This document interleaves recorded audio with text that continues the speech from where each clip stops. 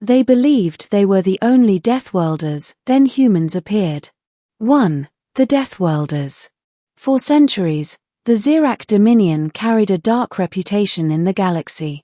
They were born on Zyrros, a world of firestorms, predators with venom that ate through steel, and earthquakes that split continents overnight. Other species called them Deathworlders, a label both feared and respected. Zyrrak warriors leaned into it. They survived where others would perish. They thrived in chaos. They believed themselves unique, the only species forged in such cruelty. And so, when they joined the Galactic Council, they swaggered.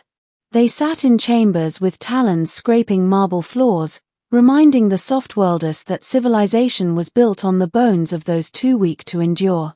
None have endured what we have endured, growled Warlord Karesh, their council representative. We are the galaxy's true predators. The other delegates shifted uneasily but did not argue. Not until the humans arrived. 2. The arrival. The humans came quietly. No grand fleets, no demands. Just a single ambassador and a modest ship that docked at the council station. Ambassador Maya Torres was young compared to the ancient races. Her hair was tied back, her suit plain. She bowed politely, her voice calm. On behalf of Earth and the Sol Union, I thank the Council for granting us audience. Many ignored her. Some sneered. But Karesh leaned forward, his scaled lips curling in amusement.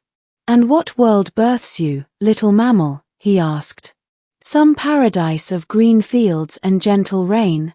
Maya smiled faintly. We call it Earth. Some of you call it a death world. The chamber erupted in laughter except for Karesh, whose eyes narrowed. 3. A challenge. You dare claim such a title? Karesh growled. Do you know what it means? Zyrros devours the weak. We alone have conquered a world designed to kill us. Maya tilted her head. With respect, Warlord, perhaps you should visit Earth before declaring yourself alone. The council erupted again, half mocking, half intrigued. Karesh slammed his claws against the floor. Then let us test this claim. Send one of yours to Zyrros. Survive a week. If you live, we will consider your boast. Maya's smile sharpened. Only if one of yours spends a week on Earth. A hush fell. Karesh hesitated, but pride left no room for retreat. Agreed. 4. The trials begin.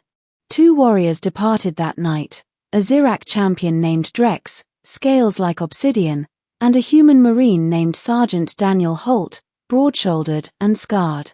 They were dropped separately, Holt into Zyrros, Drex into Earth's Amazon rainforest. The galaxy watched through drones, feeds broadcast live to the council chamber. 5. Holt on Zyrros. On Zyrros, Holt landed hard in molten heat. Storms split the sky. Predators circled. The council whispered, certain the human would be ash by morning. But Holt moved with methodical calm. He cut shelter into a cliffside, lashed branches into spears, and laid traps with military precision. When venom beasts attacked, he set fire pits. When storms raged, he braced his cave with stone. When food ran low, he carved fishing hooks and netted armored eels from acid rivers. On the 3rd day, he was whistling while gutting one of the beasts. Karesh's claws dug grooves into the marble table. 6. Drex on Earth. Meanwhile, Drex landed in the Amazon at night. The air was thick, alive with hums, buzzes, and roars. He sneered at the greenery. This is no death world. But within hours, swarms of insects bit through his scales, carrying toxins that made his vision blur. He tore at them, enraged. The rains came next, torrential, endless, soaking him to the bone.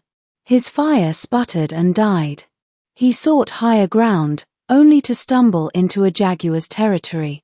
The beast struck like lightning, its fangs sinking into his shoulder before melting into the jungle again. Drex roared in pain. Blood mixed with mud. This world cheats, he spat, staggering. 7. The spiral.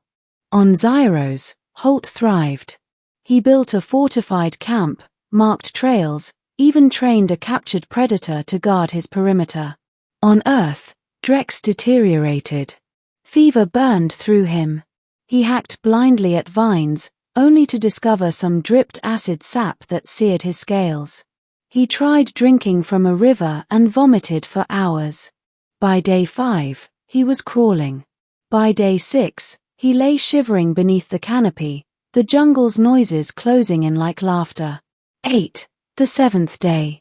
On the 7th day, Holt emerged from his camp carrying bundles of meat, hides, and weapons fashioned from Zyrosian bones. He saluted the drone calmly, ready for pickup.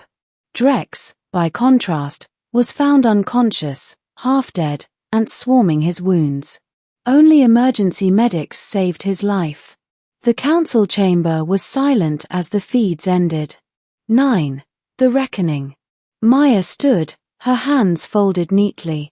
With respect, Warlord Karesh. I believe the evidence speaks for itself. Karesh seethed, but his voice faltered. Earth. Earth is worse than Zyros. Maya's smile was thin. We never claimed to be unique. But we have endured everything our world threw at us and built civilizations on top of it. That is what it means to be human. The other delegates whispered nervously. Some leaned back, suddenly reconsidering their assumptions about the newcomers. For the first time in centuries, the Zyrrak were not the only Deathworlders. 10. Epilogue. Drex returned home scarred and silent, never again boasting of Zyrrak supremacy. Holt returned to Earth, laughing as though his trial had been nothing more than a camping trip.